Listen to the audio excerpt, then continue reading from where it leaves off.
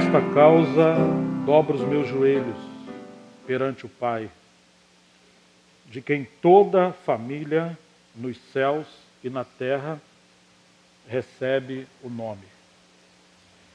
E Efésios capítulo 2,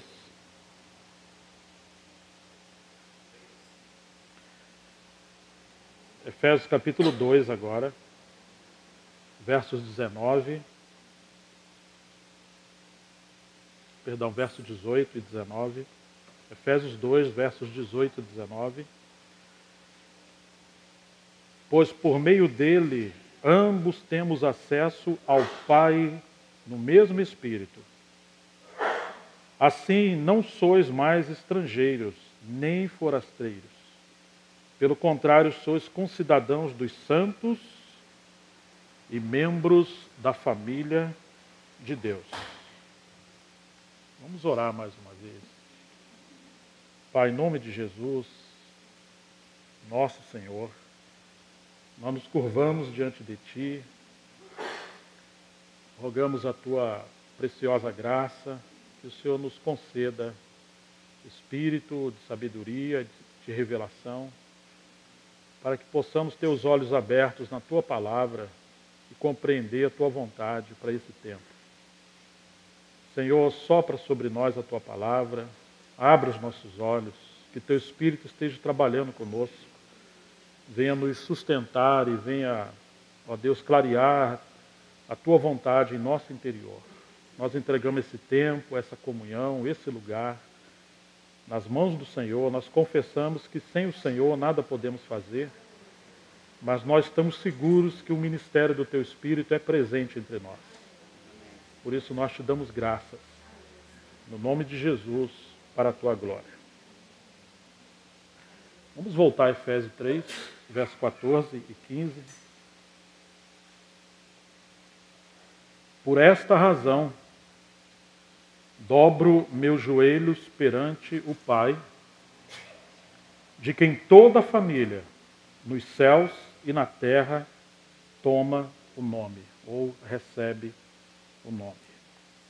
Nós sabemos que a carta de Paulo aos Efésios é aquela carta onde ele atingiu o nível mais alto do seu ministério em relação à revelação do eterno propósito de Deus com o seu povo, a igreja. Como Paulo recebeu luz para penetrar no coração de Deus. Aquele mistério que ele vem falando no capítulo 3, e depois que ele vislumbra a grandeza desse mistério que estava escondido no coração do Pai, Paulo agora se prostra de joelhos. E essa é exatamente a postura que todo aquele que realmente tiver revelação do propósito eterno de Deus, ele vai tomar. Ele se prostra, ele se rende. Há uma diferença muito grande entre você ler sobre o propósito eterno de Deus em Cristo e você ter revelação espiritual desse propósito. Porque quando você lê e apenas conhece, você ganha entendimento. Você passa a conhecer isso. Mas quando além disso você tem os olhos abertos, nosso coração é capturado pelo Senhor. Então nós ficamos assombrados pelo Senhor. Um temor entra no nosso coração, nós somos tocados pelo Senhor no nosso interior, porque essa visão mais profunda do propósito de Deus, ela vai nos atrair ao Senhor. Ela vai nos convidar para nos rendermos a Ele. Aquele que conhece apenas a periferia, ele continua seguindo o seu próprio caminho. Mas somente aquele que é afetado pela revelação do Senhor, ele é marcado pelo Espírito Santo no seu interior. E agora ele passa a considerar o propósito do Senhor. Um dos grandes problemas que nós encontramos hoje, no âmbito geral do cristianismo, é que há muito conhecimento e pouca revelação.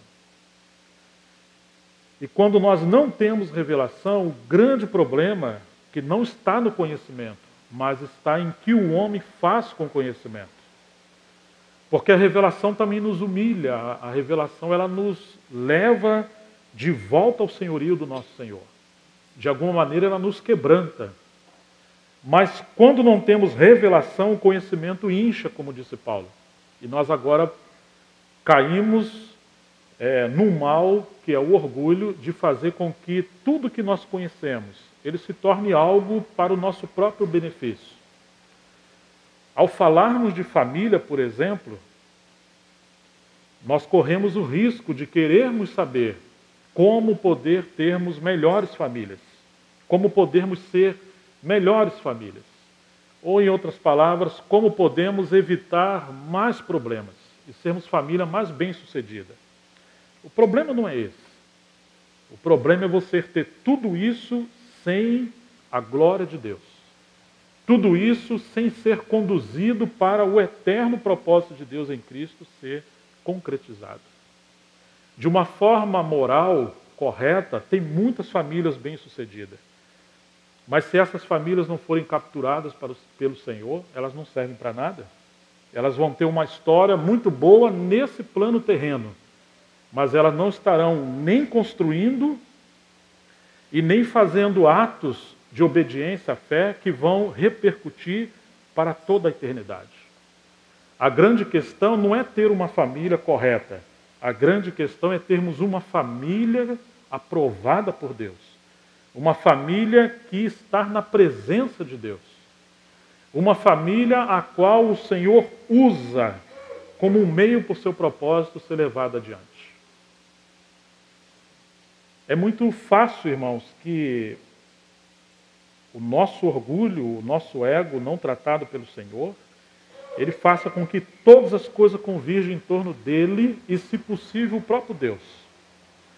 Nós queremos conhecer muitas coisas sobre Deus, mas para quê? Para facilitar o meio de manipularmos as coisas. Na verdade, se pudermos, nós vamos converter Deus em nosso servo. Nós queremos o seu poder para sermos protegidos, mas não queremos Ele como nosso Senhor, muitas das vezes. Quando nós encontramos Paulo, nessa carta tão sublime, tão celestial, nós encontramos que Paulo era alguém que frequentemente estava de joelho. Frequentemente Paulo se curvava diante de Deus em oração. E por que Paulo se curvava diante de Deus em oração? Porque ele queria entrar num nível mais alto do conhecimento para a revelação, e não somente isso. Ele queria fazer parte desse propósito. Ele queria cooperar devidamente com esse propósito. É claro que Paulo foi um homem de olhos abertos. E ele agora está falando desse mistério que ele viu por revelação. Mas ele agora não está orando somente por ele. Ele está orando pela assembleia de irmãos em Éfeso. E essa carta também, de alguma maneira, ela é universal, chegou até nós. A oração de Paulo é para que toda essa revelação também fosse alcançada por todo o povo do Senhor. Nós encontramos a primeira oração de Paulo no capítulo 1, do verso 15 em diante, que não precisamos orar. Essa é uma oração no sentido que Paulo estava orando depois que ele tem essa percepção de que os irmãos em Éfeso estavam centrados em fé em Cristo e tinham amor para com todos os santos.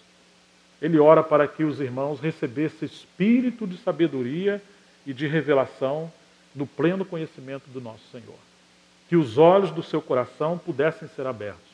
Imagina, Paulo permaneceu um tempo amplo na cidade de Éfeso, entregou todo o conselho de Deus à cidade de Éfeso, aos irmãos. Ali foi a base rica do ministério de Paulo.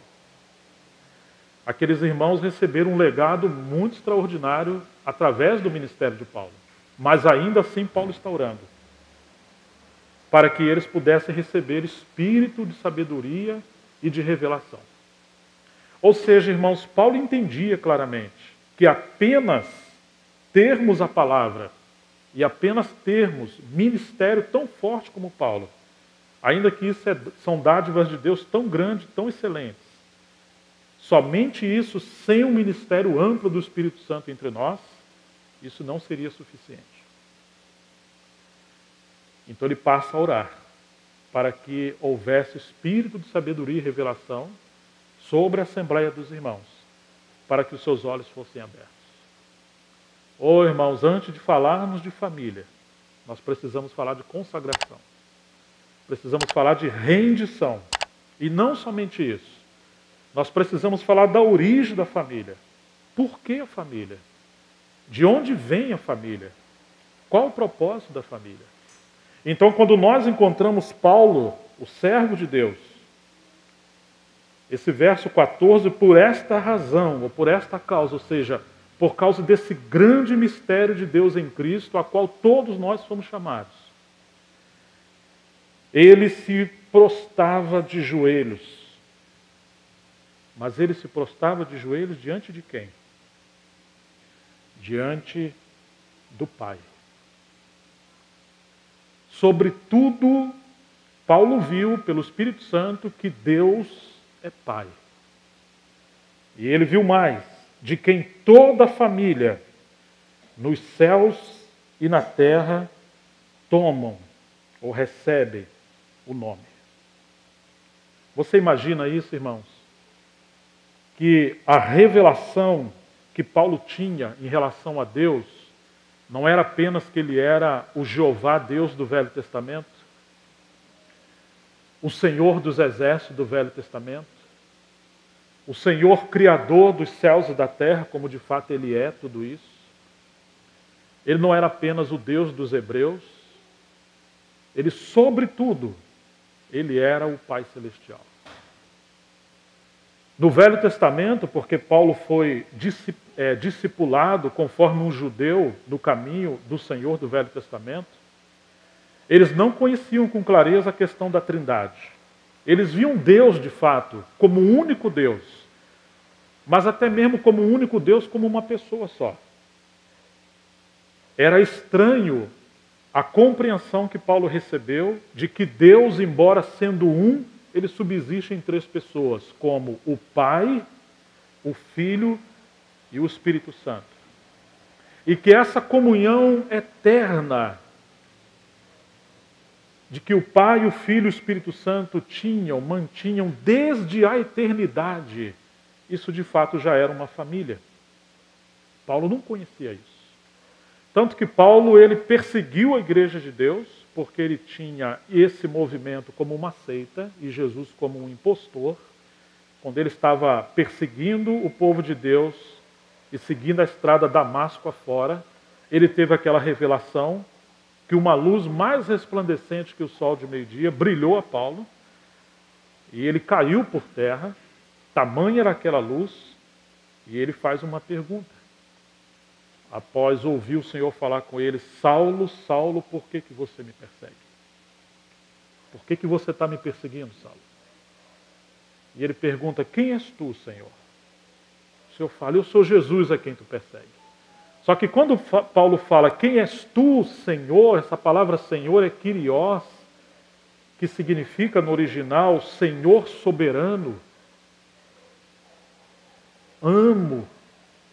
Naquela hora que Paulo ouviu aquela voz, e ele teve aquela revelação no seu interior, ele viu que aquilo que ele estava perseguindo, aquela pessoa, era o Senhor glorioso, mas ele não sabia até então quem era ou como era. Porque no capítulo 26 de Atos, verso 9, ele diz, a mim me pareceu fazer muitos males contra o nome do Senhor. Ele fazia o que bem lhe entendia, porque ele assim conhecia, ele foi treinado para isso, aos pés de Gamaliel. Então ele não tinha revelação clara do Senhor, mas agora que a luz brilhou a Paulo no meio do caminho, ele chama Jesus de Senhor, mas aquilo para ele era tão confuso, tão assombroso, que o que ele perseguia como sendo falso, ele agora descobre que é Deus. E que não apenas é Deus, mas que ele é a pessoa do Filho eterno do Pai. E que sendo Deus com seu Pai, mais do que isso, ele agora é homem também. Era o Messias que Paulo muito bem conhecia em todas as profecias do Velho Testamento. Esse Messias, o Verbo eterno de Deus, se fez carne e habitou entre nós. Como disse João, vimos a sua glória, a glória como unigênito do Pai, de Deus. Ele morreu, ressuscitou. E ele, de forma glorificada, assentou à direita do Pai. É claro que isso é como um flash de luz, mas essa revelação que Paulo teve, ela é tão grande, que o eu sou do Velho Testamento é o mesmo Senhor que disse eu sou várias vezes no Novo Testamento. E agora só resta uma pergunta para Paulo. O que queres que eu te faça? Diante de tamanha revelação. Então, desse dia em diante, a visão que Paulo tinha e o conhecimento que Paulo tinha sobre Deus foi algo radicalmente novo,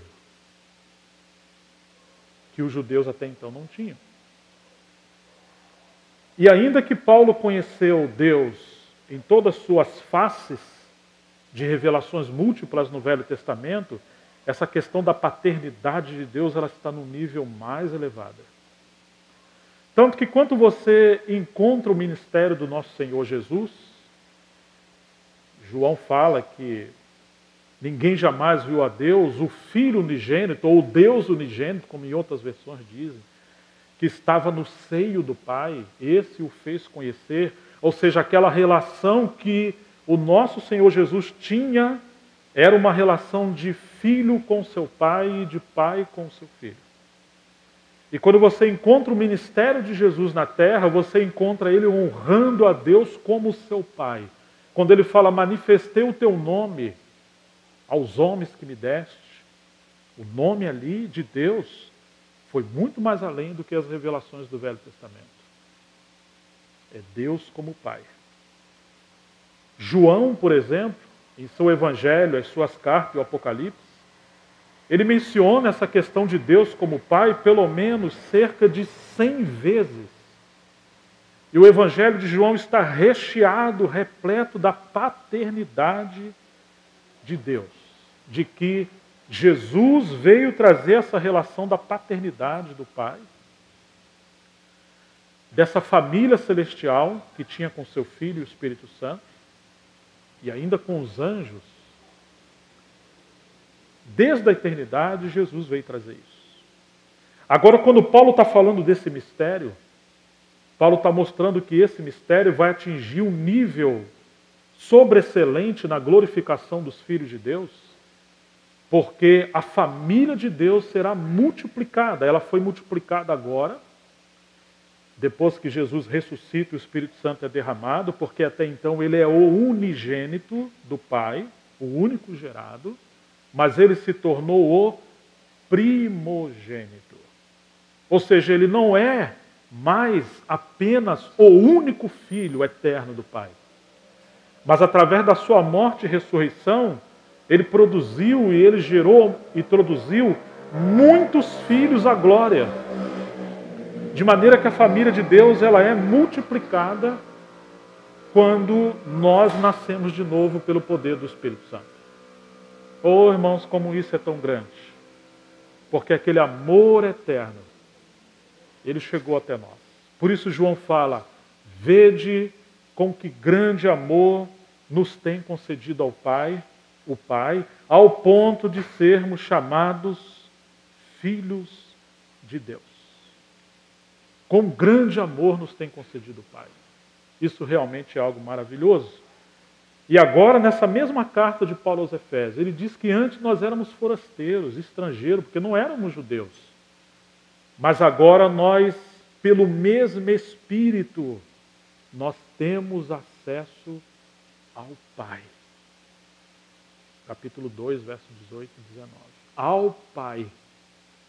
Nossos olhos realmente precisam ser abertos, que não viemos apenas encontrar Deus como Deus no sentido de ser o soberano Deus, porque alguns, infelizmente, têm uma relação com Deus apenas de criatura com o seu Criador, como se fossem anjos, ou como se fossem seres criados.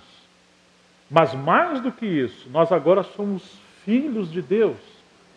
E Deus quer que a nossa relação com Ele, a nossa intimidade e a comunhão, seja de filhos com o Pai Celestial.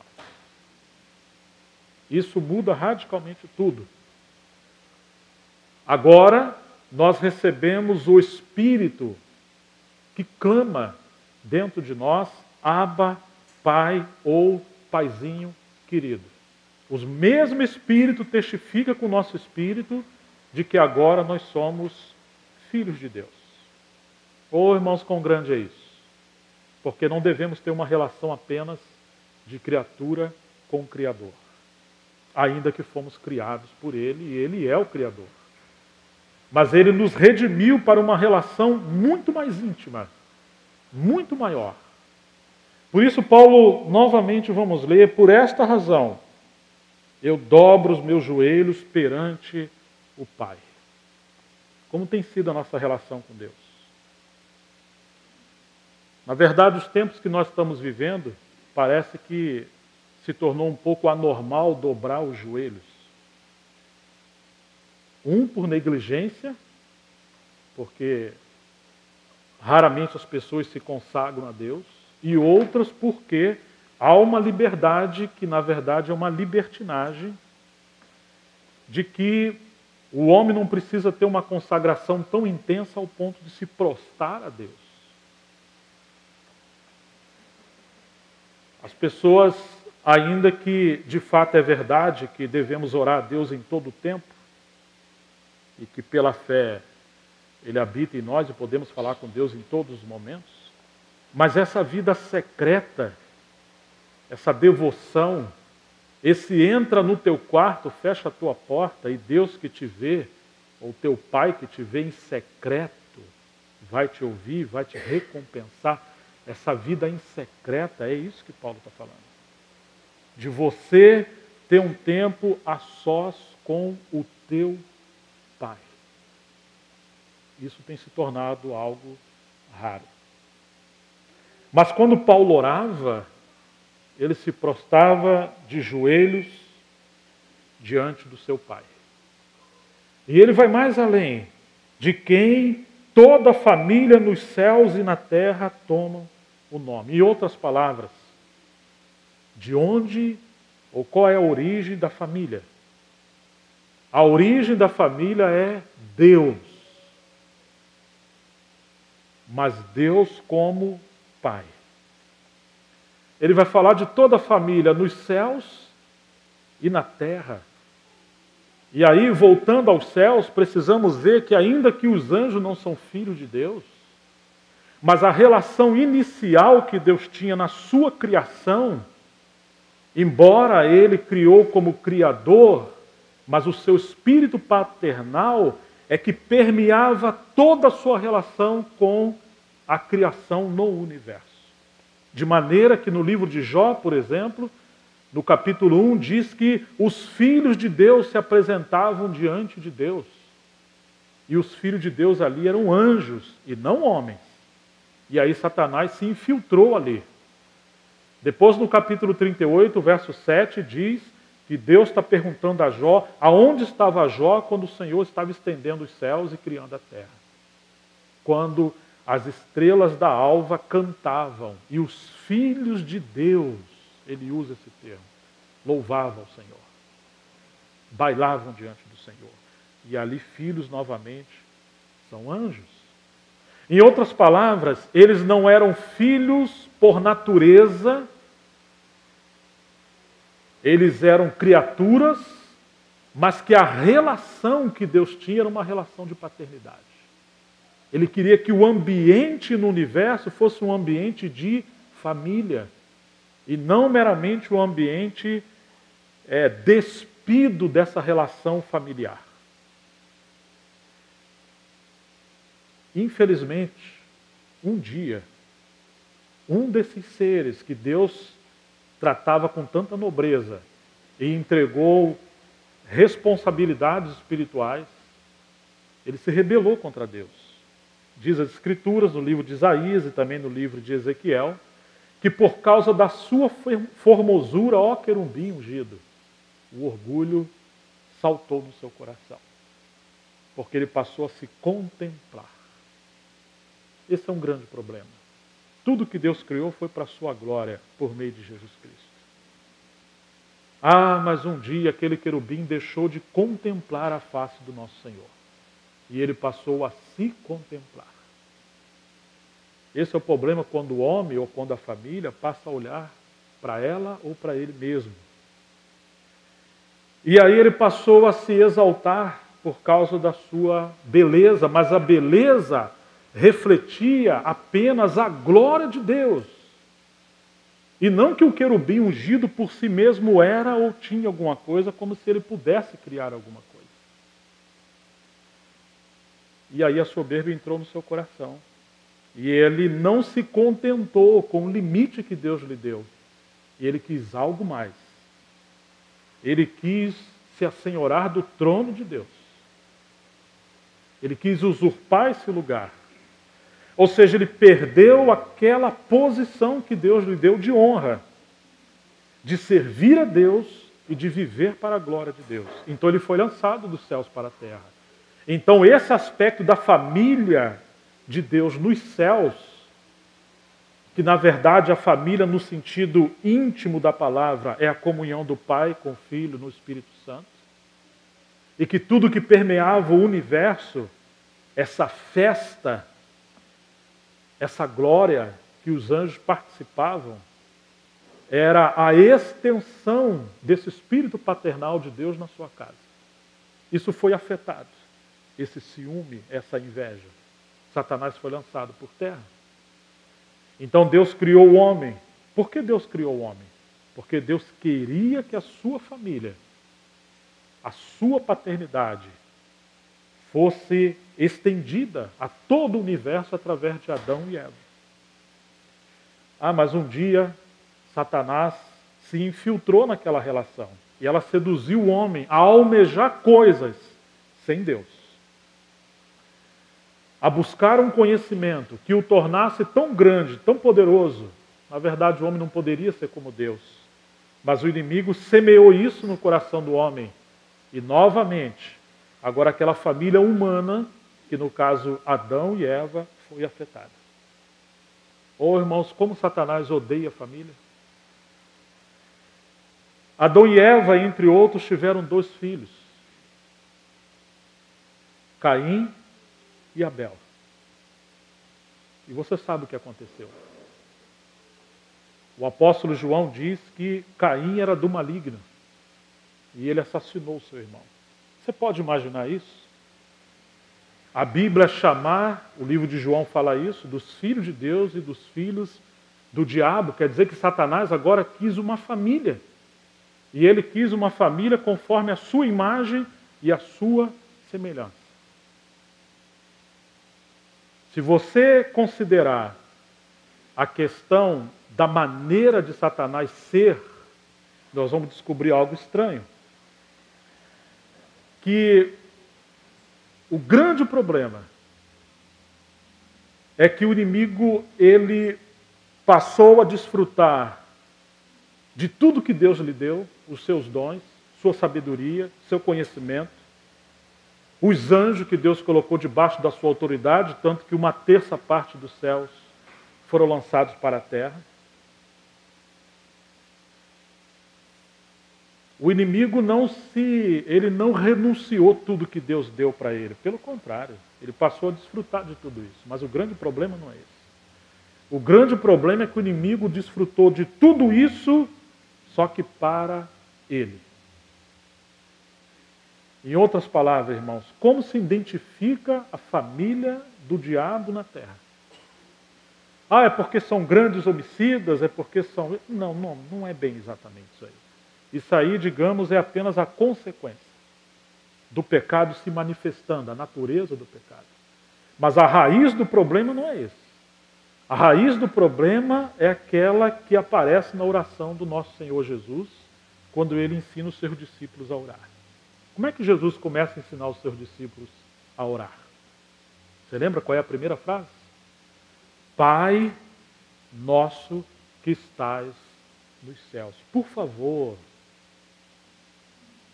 mais do que querer Deus como Deus, vão além. Queiram Ele como Pai, para uma comunhão mais íntima. Porque isso vai falar da sua identidade de filhos. De filhos. Outra coisa, o Pai não é só teu e nem só meu. O Pai é nosso. Então, isso fala da família de Deus. Nós não podemos ferir esse relacionamento que, por graça, Deus nos deu na comunhão de muitos filhos que Ele está trazendo à glória. É uma família para Ele. Santificado seja o teu nome, ou seja, não podemos fazer nada que fira a santidade de Deus como nosso Pai. Isso é muito sério, irmãos. Porque quando nós vemos a Deus como nosso Pai, significa levamos o nome dele sobre nós. Então agora tudo que nós como seus filhos fizermos que fira a santidade de Deus, vai macular também o seu nome. Ele quer que o filho se pareça como o seu pai. E como é o seu pai? Esses dias eu falava com umas pessoas, em uma determinada cidade, alguém leu um livro lá sobre calvinismo, e aquilo entrou como um vulcão em erupção. E ele, as pessoas conversando, e alguém falou que pregou o evangelho no ônibus, e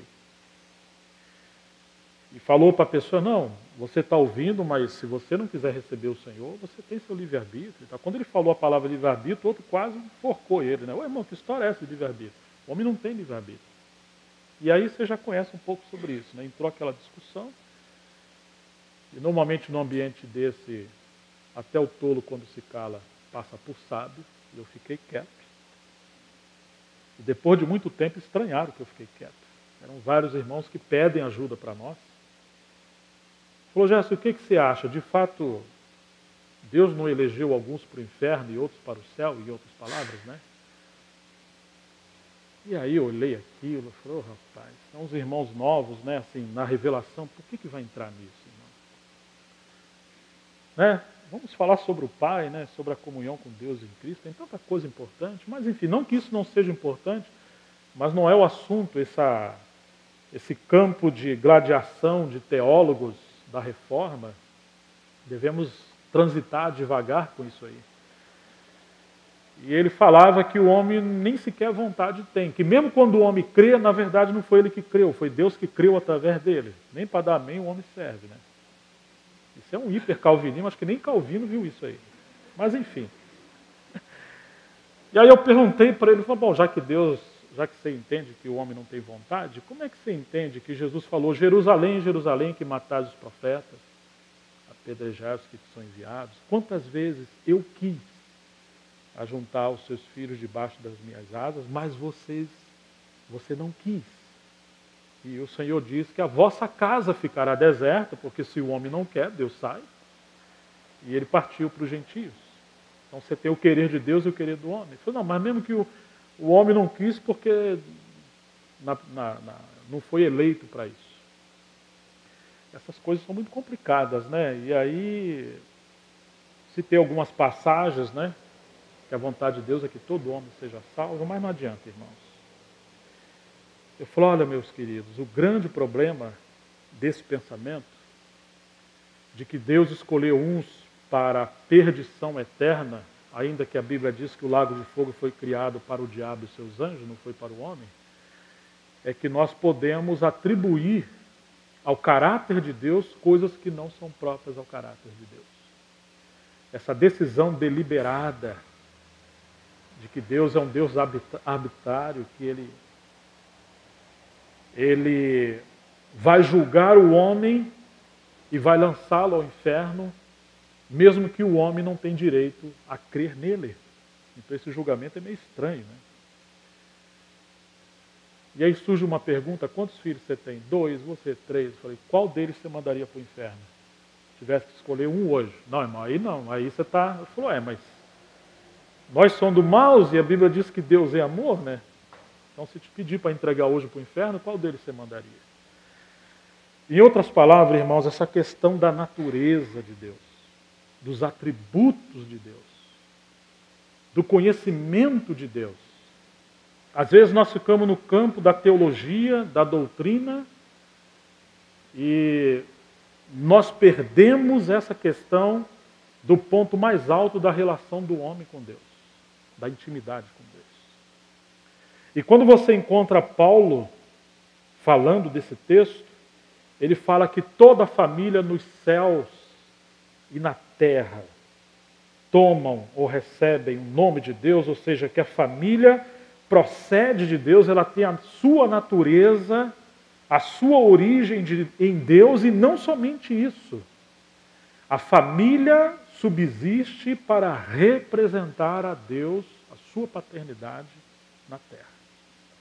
Puxa vida, irmãos. Por isso que, seguindo a oração do nosso Senhor aos seus discípulos, quando ele diz: santificado seja o teu nome, e ele diz: venha a nós o teu reino, seja feita a tua vontade, assim na terra como nos céus, o pão nosso de cada dia nos dai hoje. E o que mais que ele fala? Hã? Não entendi. Tem mais umas coisas aí que ele fala, né? Ele fala, né, para a gente, ele nos dá, vamos nos conceder graça para perdoar aqueles que nos ofenderam, né, assim como ele perdoa, para a gente não ficar retido. Mas tem uma frase no meio dessa oração que ele fala: livra-nos de cair em tentação. Quando ele fala: o pão nosso de cada dia nos dá hoje. Lembra disso? Tem na Bíblia? Vocês? O pão é nosso, o pão não é teu. O grande problema é que quando alguém tem muito pão, ou vamos dizer assim, muita provisão, e muitos às vezes não têm provisão e são demasiadamente pobres, e o pobre ora a Deus: Senhor, por que eu estou sem provisão? O Senhor não provê a provisão? Não, meu filho, eu provi sim. Só que o pão é vosso, e alguém achou que o pão é dele. Eu sou o pai só dele, não dos outros. E ele está retendo o pão. Um dia nós vamos dar conta diante do Senhor de como nós estamos administrando aquilo que Deus nos deu na mordomia. O pão representa a provisão, o pão nosso de cada dia. Depois que inventaram o cartão de crédito, essa questão do pão de cada dia, a gente faz compra mensal, né? Antigamente era cheque, né? Hoje é mais cartão de crédito. Não tem problema você usar cartão de crédito, mas, irmãos, essa dependência do pão de cada dia, você está comendo diante do seu pai. Quando está mãe, marido e filhos, não estão só vocês, está o Pai Celestial que está junto. E quando ele fala do pão nosso de cada dia nos dá, e hoje é ele que dá, não é o homem que com seu braço apenas conquista, né? Deus nos dá através do nosso trabalho. Mas essa consciência de que é o Pai que está ali conosco. E ele fala: livra-nos de cair em tentação. Irmãos, que tentação? Se você olhar o original ali com calma, é aquela tentação do maligno. De que ele foi criado, de que ele recebeu tudo de Deus, todas as provisões, mas tem um grande problema. Ele não tem Deus como seu Pai, ele não cultiva a comunhão com Deus como seu Pai, ele não depende de Deus e a sua família é para ele. Essa é a tentação. É uma vida que você reconhece Deus. Tiago fala: você crê que é um só Deus, faz muito bem. Mas os demônios também creem e estremecem. Eles só não se arrependem nem creem em Deus, no sentido de receber o Senhor como seu Pai. Mas os demônios, eles creem em Deus. Tem muita gente que crê em Deus, mas não se submete a Deus. Ele não depende de Deus. Ele não se assombra de Deus.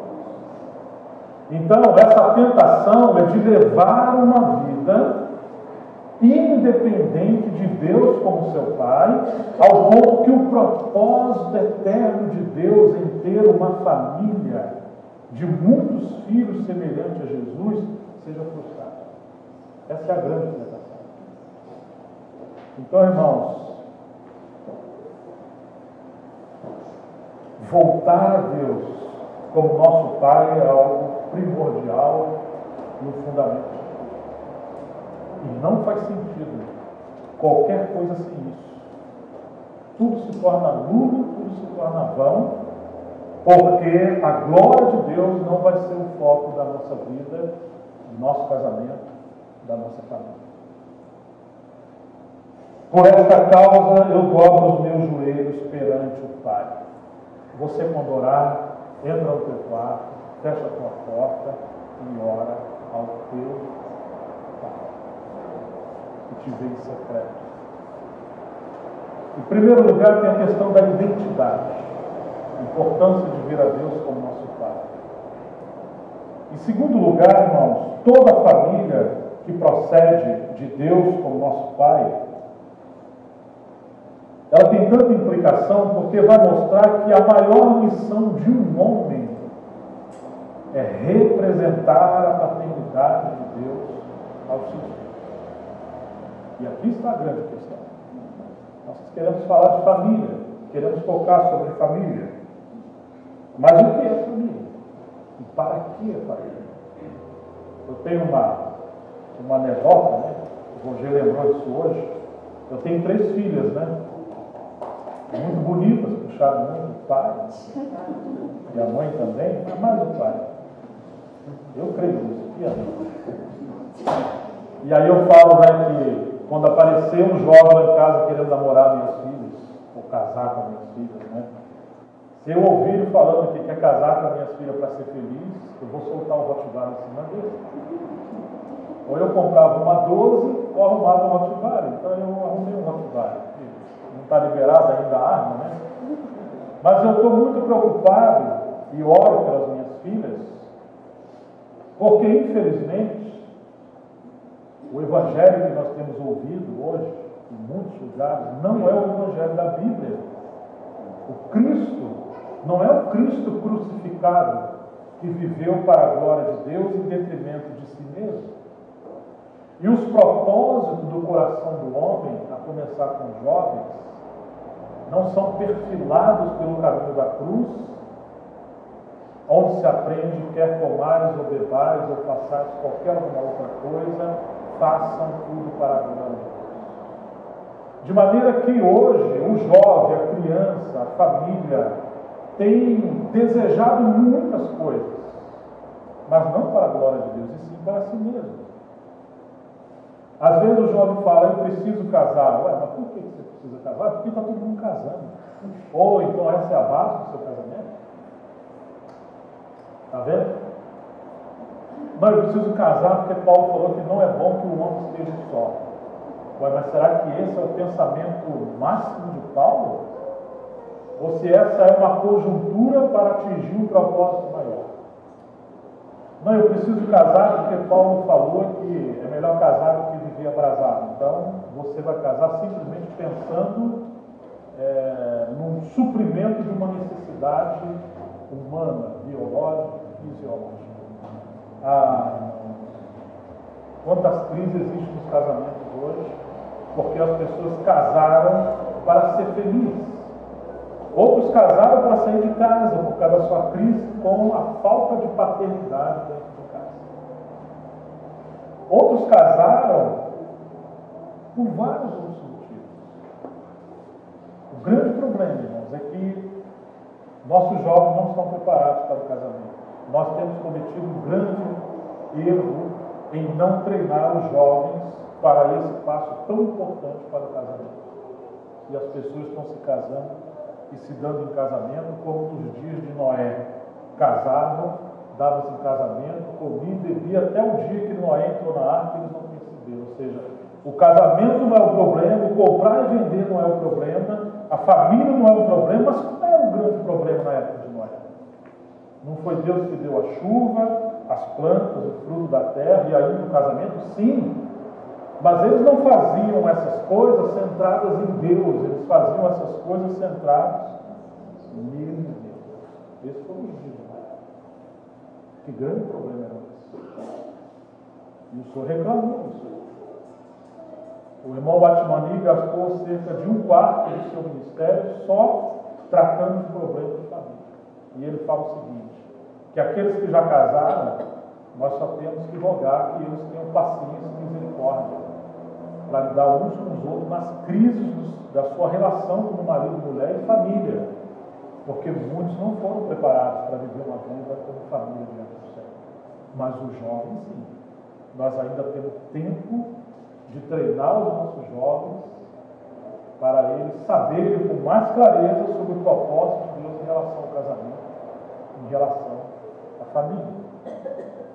De maneira que, irmãos, hoje se fala muito de restauração de igreja, de edificação da igreja, de sair da Babilônia, voltar para Jerusalém. Mas não existe restauração de nada se essa restauração não atingir a nossa família. A restauração que o Senhor está nos convocando, ela é uma restauração integral e não parcial. Ela não é uma restauração meramente espiritual, mas ela é espiritual que permeia toda a humanidade e as instâncias da humanidade, das responsabilidades do homem como ser social e como família. Por isso que é algo tão grande e que, se de fato houver um crescimento em relação a isso, isso vai ter que afetar drasticamente a nossa família. Então precisamos voltar ao início de tudo. Por esta razão, por causa desse propósito eterno, por causa desse mistério, por causa desse plano tão glorioso que Deus viu ao ponto de enviar o seu Filho, e que Paulo viu isso, Paulo dobrava os seus joelhos perante o seu Pai. E ele fala de quem toda a família nos céus e na terra toma o nome. Oh, irmãos, toda família nos céus e na terra toma o nome.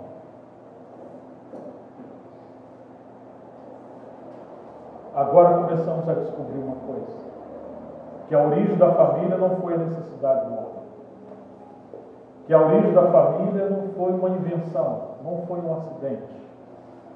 A origem da família é Deus como Pai. A origem da família é o propósito de Deus em que as famílias sejam a extensão da sua família, ao ponto de que as famílias se tornem a família de Deus, debaixo da sua paternidade. Então, a natureza da família humana é a família de Deus, eterna, antes mesmo da criação de todas as coisas. Por que Deus, no Velho Testamento, foi tão duro, entre aspas, essa dureza, porque Deus foi justo, mas em relação à sua justiça com as famílias? Você lembra, depois da queda, o que aconteceu com Caim? E, por favor, um parênteses aqui. Caim, assim como Abel, ele viu os caminhos de Adão, ele sabia da história de Adão, ele sabia de como Deus queria que o homem sacrificasse para ele, representando a redenção, mas Caim cultivou uma vida por si mesmo e sem Deus. Isso mostra para nós que muitas famílias, muitas das vezes, terão filhos que seguirão um caminho que não serão o caminho de Deus. E algumas famílias terão filhos que não seguirão o caminho do Senhor, e lá no futuro eles voltarão para a sua casa. E como nós precisamos aprender com Deus, como aquele que é representado na parábola do filho pródigo, que o filho vai embora, ele desonra o seu pai, ele cai numa vida de depravação. Mas quando ele volta, ele lembrou que pecou contra os céus e contra o seu pai. Ele volta e onde ele encontra o seu pai? Será que a porta da casa estava fechada? Será que o pai foi vingativo? Será que o pai perdeu a esperança? Não, seu pai estava como que no alpendre, esperando o seu filho. Muitas das vezes, irmãos, nossos filhos não seguem o caminho do Senhor, mesmo que alguns não se desviam dentro de nossas casas, mas no seu interior eles não estão seguindo a Deus. Essa é a hora da gente aprender algo sobre a paternidade de Deus, em como lidar com filhos que são desobedientes, até para revelar para nós que nós somos desobedientes como os nossos filhos muitas das vezes. Às vezes a gente olha os nossos filhos e fala, meu Deus, eu não acredito. Será que é meu filho mesmo? Onde eu errei? Não, isso é só um exemplo de como é você comigo. A fruta não cai muito longe da árvore. E o Senhor quer que a gente aprenda a lidar com eles. E lidar com os nossos filhos. Mas você vai encontrando o caminho do Senhor em toda a Bíblia, especialmente no Velho Testamento, quantos problemas houveram na família. Chegou um período, em Gênesis 6, que vendo os filhos de Deus, ali diz o termo, que as filhas dos homens eram formosas aos seus próprios olhos, eles desceram e possuíram a filha dos homens. Vocês se lembram disso? E acendeu-se a ira de Deus. E o Senhor separou um homem chamado Noé, e ele puniu toda aquela geração. Ali mostra, irmãos, daquela tentativa de Satanás de destruir o plano de Deus em relação à família. O seu propósito. E o Senhor não aceitou isso. Depois que Deus usou Noé, e passou aquele período do julgamento, nós encontramos aquela questão da Torre de Babel. Como Deus teve que trazer novamente juízo sobre aquilo. Mas houve alguém que Deus encontrou. E como clamava o coração de Deus e ainda clama. Olhem comigo uma passagem preciosa, que é no livro de Gênesis, capítulo 18, versos 17 em diante. Gênesis 18, verso 17. Então o Senhor disse, Gênesis 18, verso 17: esconderei de Abraão alguma coisa? Visto que ele certamente virá a ser uma nação grande e poderosa, e por meio dele todas as nações da terra serão abençoadas. Porque eu escolhi a Abraão, a fim de que ele ordene a seus filhos e a sua casa e a sua descendência, para que guarde o caminho do Senhor, para praticar retidão e justiça, a fim de que o Senhor realize na vida de Abraão o que disse a respeito dele. Você está vendo por que Deus escolheu Abraão? Não é simplesmente porque Abraão era melhor do que os outros. O livro de Neemias diz que Deus escolheu Abraão porque achou nele um coração fiel. Mas fiel para quê? Claro que Abraão creu, claro que Abraão foi o pai da fé, mas presta atenção nesse texto aqui. Porque você tem um segredo da parte do Senhor. No verso 19, o Senhor está dizendo que escolheu Abraão a fim de que ele ordene os seus filhos. Era isso que Deus buscava. Deus não queria apenas um grande homem. Deus queria um homem de família. Deus queria um homem que representasse a sua paternidade. Deus queria um homem que tivesse uma família que representasse um exemplo de todas as famílias que viriam depois dele. Se os irmãos querem ser homens usados por Deus, voltem para suas casas. Ordene os seus filhos. Procurem experimentar e conhecer a Deus como nosso Pai. Eu estou suspeitando que o nível mais alto de um homem é ele representar a paternidade de Deus. E que não existe nenhum ministério bem-sucedido se ele não tiver a base numa família da qual o ministério dele seja a extensão da vida dele com Deus na sua casa. Ou seja, irmãos, o crivo da aprovação do homem bem-sucedido não são os seus negócios, não são suas faculdades, não são suas empresas, o seu cartão de crédito, seja lá o que você tiver, nem mesmo um bom nome diante da sociedade. A coroa de um homem, disse Paulo em Coríntios 11, a glória de um homem, o que é, irmãos? É a sua mulher. Foi isso que Paulo falou. Quando você olhar para um homem bem-sucedido, você tem que olhar para a casa dele. É isso que está na Bíblia. Mas hoje nós encontramos que nós estamos tão envolvidos com esse mundo que o conceito de um homem bem-sucedido é diferente do conceito que Deus estabeleceu na sua palavra. Deus é pai e Ele espera que os homens sejam pais que representam bem a sua paternidade. Amém? Por isso ele escolheu Abraão. Porque Abraão deveria ordenar os seus filhos, coisa que Deus buscava nas outras gerações, e ele seria o pai de uma grande geração. E lembre-se que nações na Bíblia sempre levam em conta famílias. E é muito interessante que para Deus cumprir esse propósito, ele trabalhou muito com Abraão, mas houve uma época que Deus prometeu um filho a Abraão. E vocês conhecem as histórias de Abraão. E aí Deus, na cabeça de Sara, sua mulher, Deus demorou. E agora ele não tinha descendente. A quem ficaria a sua herança?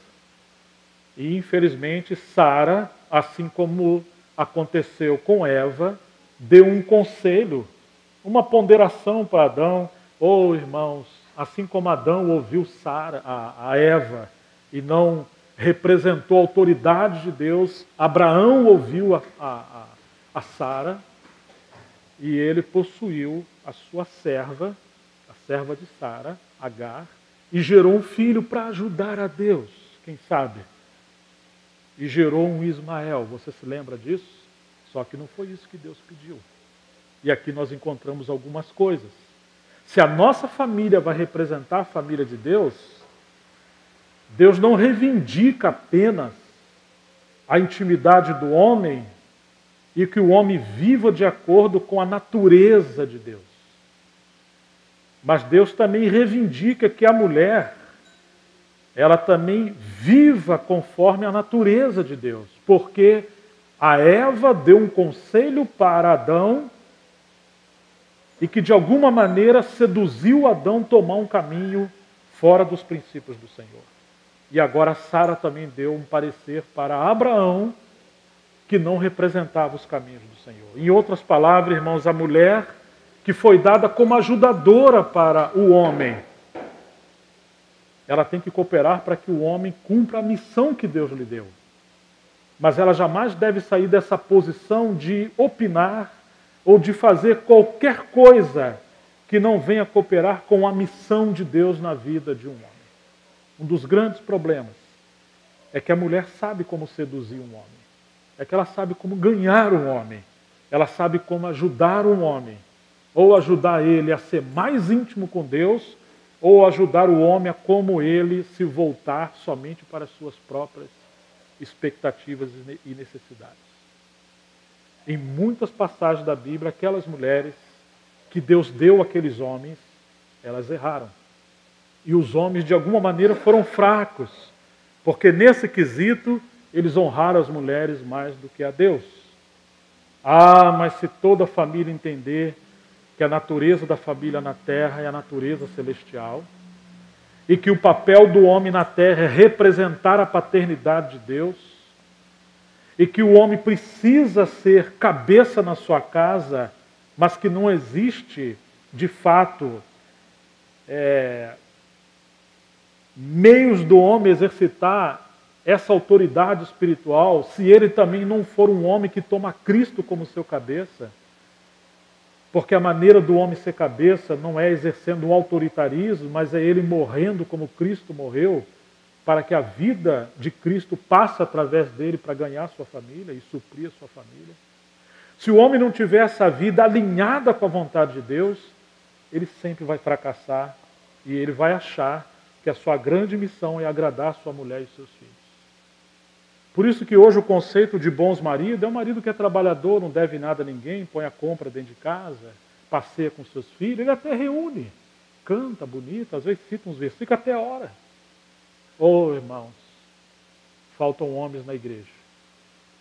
Que sejam homens absolutos no sentido do papel de representar a autoridade de Deus na sua casa e entre os homens. Como o Senhor quer isso de volta? Enfim, Abraão concebeu um grande problema e lá na frente o Senhor deu a Abraão o seu filho Isaque. A palavra Isaque no original significa riso, alegria, satisfação. E quando Abraão estava vivendo aquela vida plena com seu filho de tanto amor, Deus falou algo para Abraão. Abraão, Abraão. Ai, quando ele chama alguém duas vezes, meu pai. Toma o teu filho, o teu único filho a quem você ama.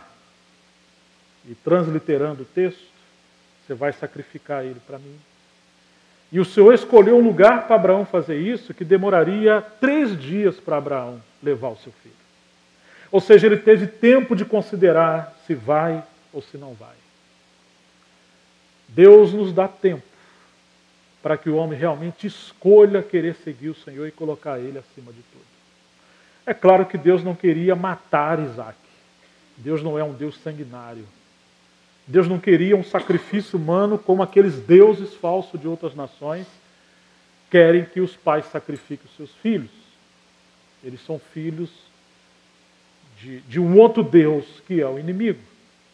Aqueles que fazem essas coisas. E quando Abraão chega lá no Monte Moriá, e ele prepara aquele altar, e você imagina que coisa maravilhosa, porque Isaac já era um jovem, e fala, meu pai, eu estou vendo aqui a madeira, estou vendo tudo. Onde está o sacrifício? Ou o animal? Irmãos, Isaac poderia ter ido embora. Mas Isaac representava o Filho de Deus. E ele se entregou àquele sacrifício. E quando Abraão, com o seu cutelo, foi sacrificar o seu filho, o anjo bradou, Abraão, não faça tal coisa. Abraão foi provado. E é claro que o homem, quando anda com Deus, ele passa a encarnar no seu espírito, no seu coração, as dores do coração de Deus. Os sentimentos do coração de Deus como Pai. O amor do coração de Deus como Pai. E Deus esperava compartilhar esse grande propósito de amor como Pai com o homem. E ele achou em Abraão esse homem que pudesse compartilhar o dia que o nosso Pai entregaria o seu filho no Monte Moriá, que foi o Monte Gólgota, no mesmo lugar geograficamente, sobre o altar que foi a cruz. Abraão experimentou as implicações do caminho de cruz que o Pai Celestial tomou desde a eternidade. Porque, irmãos, nós ouvimos sobre a cruz, achando que a cruz aconteceu apenas lá em 2000 anos. Talvez podemos acreditar assim, historicamente. Mas a cruz é um princípio que o Pai e o Filho experimentaram desde antes da criação dos céus e da terra, porque é um princípio de que Deus faz tudo para o seu Filho e o Filho devolve tudo para o seu Pai. E o Pai concebeu um plano e ele não poupou o seu próprio Filho para esse plano ser cumprido e o seu Filho tão pouco poupou a si mesmo. Em outras palavras, Abraão, ele experimentou esse caminho da paternidade de Deus. Não é glorioso isso? E agora ele entregou o seu filho. Ou seja, se vai haver uma descendência de Abraão, como disse Paulo, que aqueles que creem são filhos de Abraão pela fé, e chama ele de nosso pai. O que isso significa? Creu Abraão em Deus e isso foi lhe imputado como justiça. Esse crer Abraão em Deus não é somente crer em palavras várias de Deus. Não. Abraão creu em várias instâncias da palavra de Deus. Ele saiu de Ur dos Caldeus em obediência. Abraão levantou o altar. Abraão fez muitas coisas que Deus o pediu. Mas o cume da revelação de Deus com Abraão foi a entrega do seu filho naquele monte. Porque ali representa o ponto mais alto do coração de Deus, que foi entregar o seu filho para que o seu propósito fosse realizado. Se vai haver várias famílias que vai realizar o propósito de Deus, essas famílias precisam conhecer esse coração do sacrifício de amor. E Deus escolheu Abraão para isso. Agora, irmãos, nós encontramos Abraão construindo uma carreira com o seu filho e com a sua família, ao ponto de que as pegadas de Abraão, diz as Escrituras que Abraão foi chamado de profeta, não porque Abraão profetizou, mas porque a vida de Abraão foi uma profecia. Deus espera que as famílias sejam uma profecia. A vida das famílias, o viver das famílias, sejam aquelas cartas abertas que Paulo fala em Coríntios, 2 Coríntios 3. Ou que homem foi Abraão? E aí Deus fala, eu sou o Deus de Abraão.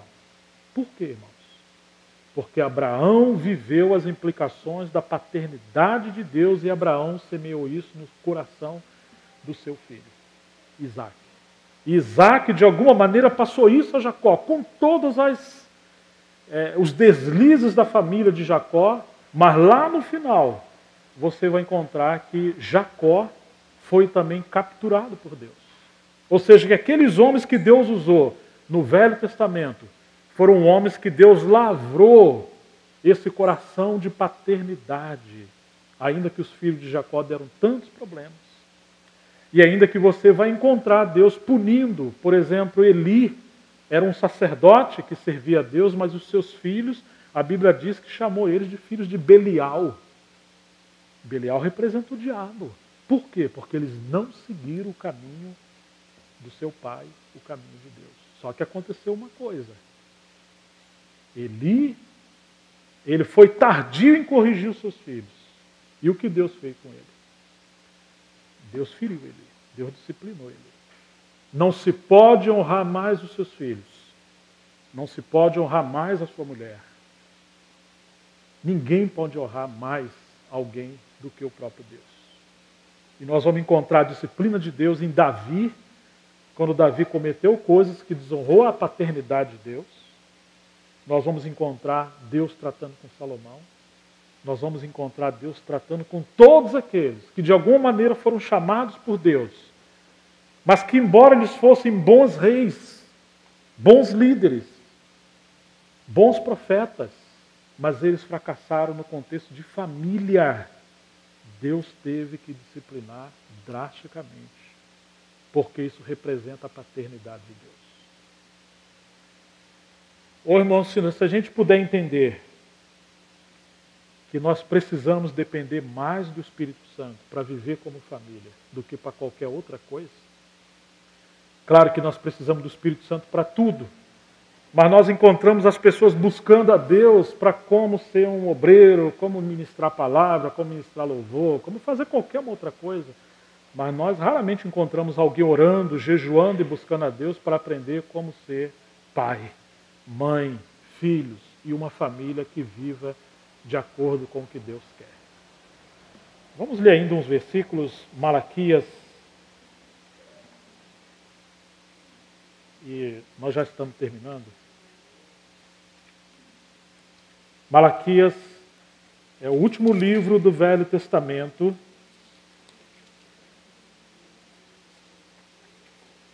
Capítulo 2.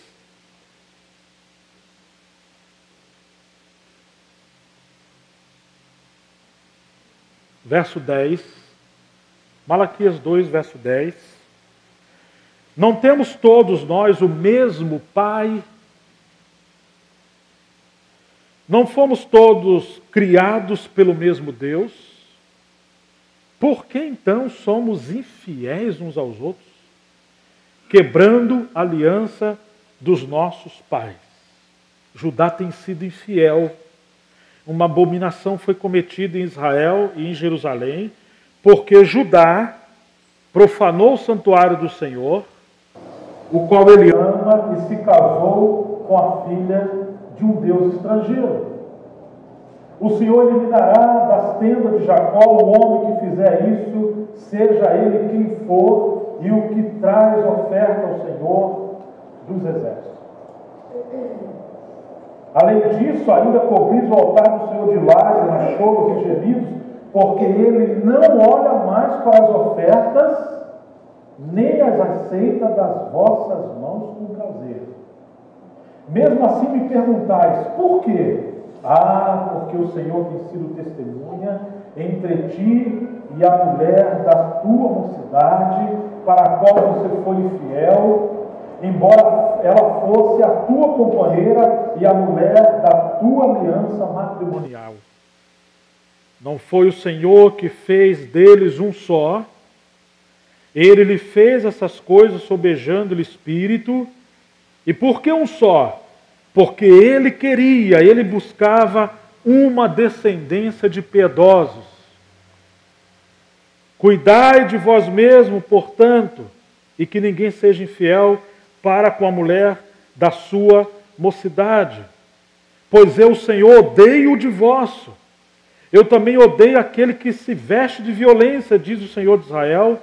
Portanto, cuidais de vós mesmo, diz o Senhor dos exércitos, e não sejais infiéis.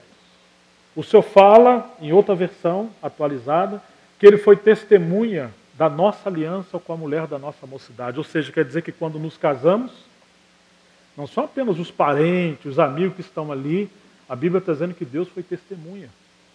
Os céus estão ali. A família celestial está ali. E Deus espera que a família que agora está nascendo, ela represente a família de Deus. Que o homem não case para si mesmo. Que o homem não case apenas para suprir as suas necessidades. Mas Deus espera que o homem case para a glória de Deus. E agora o Senhor está chocado e aborrecido, porque esse livro de Malaquias ele vem depois do livro de Neemias, quando o povo voltou da Babilônia para Jerusalém. E lá na Babilônia, eles aprenderam a desonrar o casamento. E eles deixavam as mulheres da sua aliança, o casamento, e se davam com mulheres estrangeiras. Eles praticavam a poligamia. E Deus está dizendo que não. Que se eles voltam agora para ser uma nação do Senhor, Ele queria famílias consagradas a Ele. E agora o Senhor está dizendo que por que Ele busca uma família assim, como Ele estabeleceu em Abraão? Porque Ele quer uma linhagem, uma descendência de filhos piedosos. Filhos que vão viver para a glória de Deus. Famílias que vão se consagrar a Deus, assim como Ele conseguiu isso em Abraão. Amém, irmãos? Agora que o Senhor nos alcançou, e a Bíblia diz que nós somos, aqueles que cremos em Cristo, somos filhos de Abraão pela fé, Ele espera que a nossa família seja uma extensão da família celestial. Oh, irmãos, e tem tantos assuntos práticos no Novo Testamento sobre como viver como família, mas que nada disso pode ser aplicado como método, como técnica, porque isso deve ser apenas, digamos, as vestimentas, a extensão de uma realidade espiritual, de que nós precisamos aprender a viver como Deus é, como Pai, junto com seu Filho e o Espírito Santo. Eu lamento que encontramos lugares que muito se estudou sobre família, mas que ainda assim as famílias continuam vivendo para elas mesmas. E Deus não tem conquistado o testemunho da sua família na terra. Que nesses dias o Senhor tenha misericórdia de nós, se compadeça de nós e nos dê graça para entendermos o clamor do seu coração, de que Ele quer famílias consagradas para Ele. E Ele sabe que muitos dos homens não tiveram pais que representavam a paternidade de Deus. Por isso, às vezes eu falo para as irmãs, sejam longânimos e pacientes, porque seu marido não teve um bom exemplo de pai. E os pais representam Deus.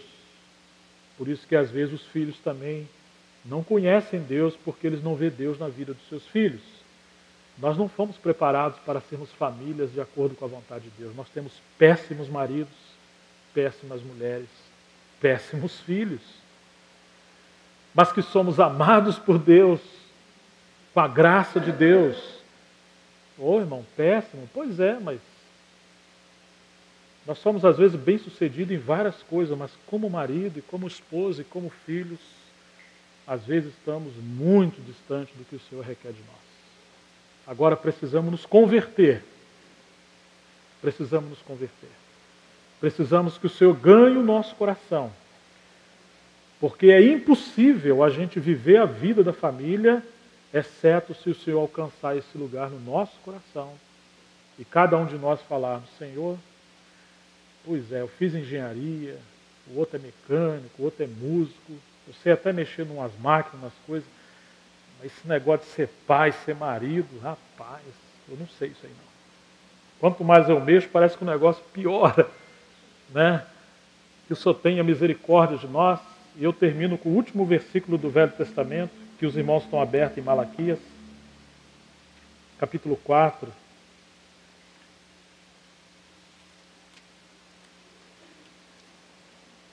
Verso 4. Malaquias, capítulo 4, verso 4. Lembrai-vos da lei de Moisés, meu servo, dos estatutos e das normas que lhe mandei em Horebe para todo Israel. Eu vos enviarei o profeta Elias antes que venha o grande e terrível dia do Senhor, e ele converterá o coração dos pais aos filhos, e o coração dos filhos aos seus pais, para que eu não venha e fira a terra com maldição. Ô irmãos, quando as famílias estão dilaceradas, isso atrai a maldição. Não coloque toda a culpa no PT, na Dilma e muitas coisas. Se você ler o livro de Ageu, você vai ver que Deus disciplinou a nação do povo dele, porque o povo falava, não veio ainda o tempo de edificar a casa de Deus, mas cada um corria para edificar a sua própria casa. Alguns falaram assim, vamos dar um tempo da casa de Deus, né? Eu vou cuidar mais da minha própria casa. E parece que quando se fala isso, é aí que vem a tragédia na família. Você sabe cuidar da sua casa? Que tolice, nós não sabemos. Que o Senhor ganhe o nosso coração, irmãos. Aqui os pais representavam os patriarcas, que a nação de Israel deveria se converter, mas também representavam os pais e os filhos, que nós somos convertidos a muitas coisas, mas precisamos converter o nosso coração. Pais se voltar para os seus filhos, os filhos se voltarem para os seus pais, para que o Senhor não fire a terra com maldição.